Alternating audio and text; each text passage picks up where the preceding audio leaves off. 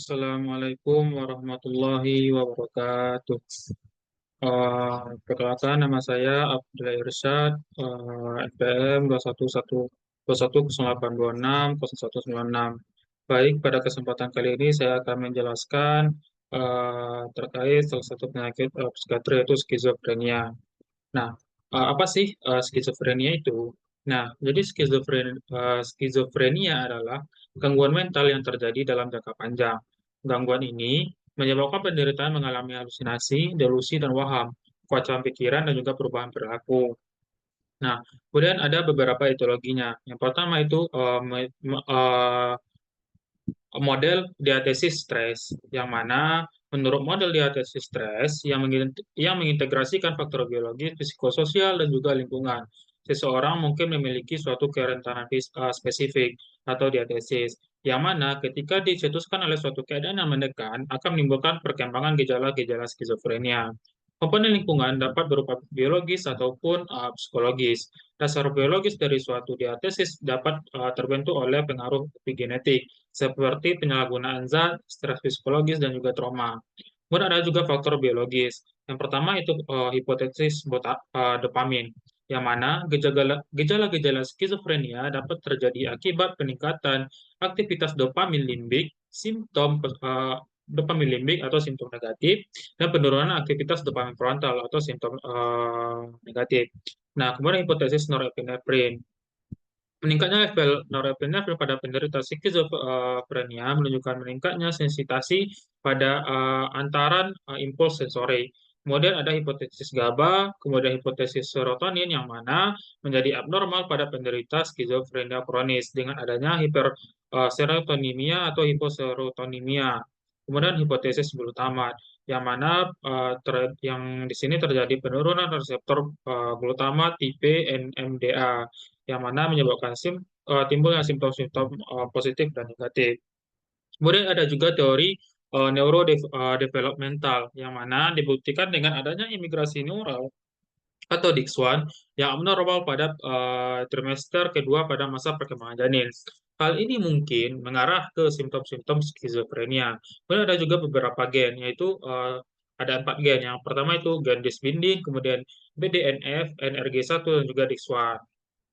Nah, ada beberapa jalur dopamin yang bisa menimbulkan gejala-gejala dari skizofrenia itu atau gejala skizofrenia. Yang pertama itu jalur dopamin striatal, yang mana pada jalur ini itu sebagai kontrol motorik dan pergerakan.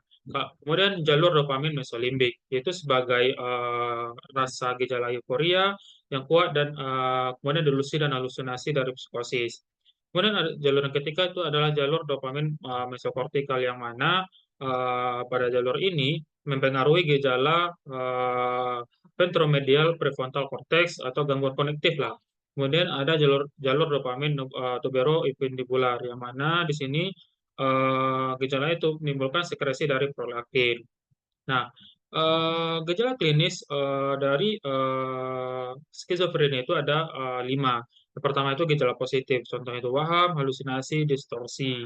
Kemudian gejala negatif seperti efek tumpul, penarikan emosi, kemudian sifat pasif, kemudian menarik diri dari kehidupan sosial, dan lain sebagainya. Kemudian ada juga gejala kognitif, itu kegangguan kepastian berbicara. Kemudian ada gejala agresi dan bermusuhan, dan juga ada juga gejala depresi atau cemas. Nah, eh, untuk kriteria diagnosis dari skizofrenia ini menurut DSM-4 adalah dia harus memiliki 2 dari 5 beberapa gejala 2 ini, yang mana itu tuh terjadi dalam kurun waktu minimal 1 bulan. Nah, yang pertama itu adalah waham, kemudian halusinasi. Nah, halusinasi ini ada halusinasi visual, auditorik, dan juga taktil.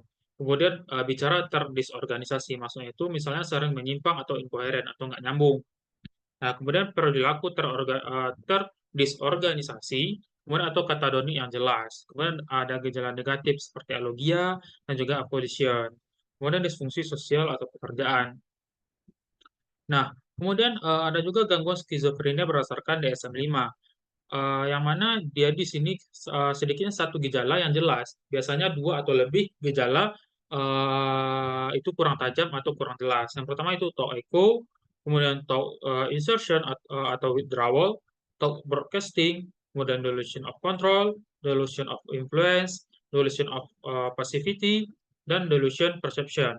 Nah, yang perlu kita ingat itu adalah talk echo. Yang maksudnya di sini yaitu isi pikiran dirinya sendiri yang berulang dalam kepalanya. Dan juga talk insertion or withdrawal, isi pikirannya asing dari luar masuk ke dalam. Kemudian talk broadcasting, isi pikirannya tersiar keluar sehingga orang lain atau umum mengetahuinya. Kemudian ada juga halusinasi auditorik, suara halusinasi yang berkomentar terus-menerus terhadap perilaku pasien. Kemudian mendiskusikan perihal pasien, kemudian jenis suara halusinasi lain yang berasal dari salah satu bagian tubuh.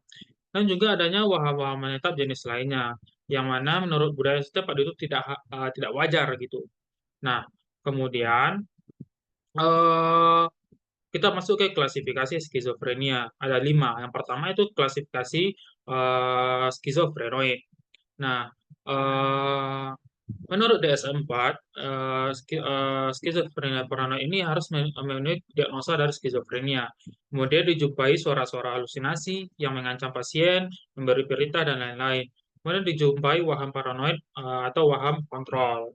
Kemudian waham skizofrenia paranoid.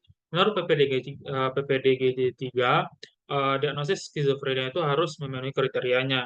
Kemudian sebagai tambahan, dia itu harus halusinasi atau waham, kemudian suara-suara halusinasi yang mengancam pasien, kemudian halusinasi pembauan atau pengecapan, kemudian waham dapat berupa hampir jenis lainnya.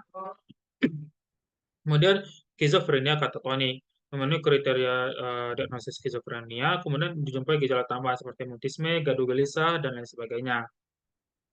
Kemudian yang ketiga itu skizofrenia herbefrenik. Jadi pada skizofrenia jenis ini, jadi dia pasien itu seperti tingkah lakunya itu seperti anak-anak. Kemudian yang keempat itu skizofrenia residual, yang mana memenuhi kriteria umum diagnosis skizofrenia di masa lampau, tetapi gejala tersebut sudah mulai menurun saat ini. Dijumpai gejala negatif yang menonjol, yang kayak menarik diri tadi, kemudian tidak mau berinteraksi dengan sosial. Kemudian sudah melampaui kurun waktu 1 tahun. Nah, kemudian klasifikasi yang terakhir itu depresi pasca skizofrenia. Nah, pada depresi pasca skizofrenia ini, pasien telah mengalami gangguan skizofrenia sedikitnya dalam waktu 12 bulan, yang mana gejala-gejala depresi sangat menonjol dan mengganggu dan memenuhi kriteria episode depresi paling sedikit 2 minggu. Jadi dia udah skizofrenia dalam 12 bulan, dan kemudian setelah skizofrenia itu dia juga udah depresi setelah 2 minggu itu baru tertegak klasifikasi depresi pasca skizofrenia. Nah, bagaimana sih pengobatan atau tata laksana dari skizofrenia ini? Nah, ada hospitalisasi dan juga farmakoterapi. Ya, kalau hospitalisasi itu perawatan diri pribadi pasien. Nah, untuk farmakoterapi, obat-obat yang digunakan sebagai antipsikotik dapat mengurangi gejala psikotik dan mengurangi angka kejadian relapse. Hampir 70% pasien yang diterapi dengan beberapa antipsikotik mencapai remisi. Berbagai macam obat dipakai untuk mengobati skizofrenia, tapi keseluruhannya bekerja sebagai antagonis postsinaps dopamin reseptor di otak. Nah, antipsikotik dapat dibagi dalam 2 kelompok, yaitu antipsikotik konvensional yang mana sering disebut juga sebagai antipsikotik generasi pertama atau dopamin reseptor antagonis, dan antipsikotik baru disebut antipsikotik generasi kedua atau serotonin dopamin antagonis. Nah, contoh dari generasi pertama yaitu haloperidol dan chlorpromazine.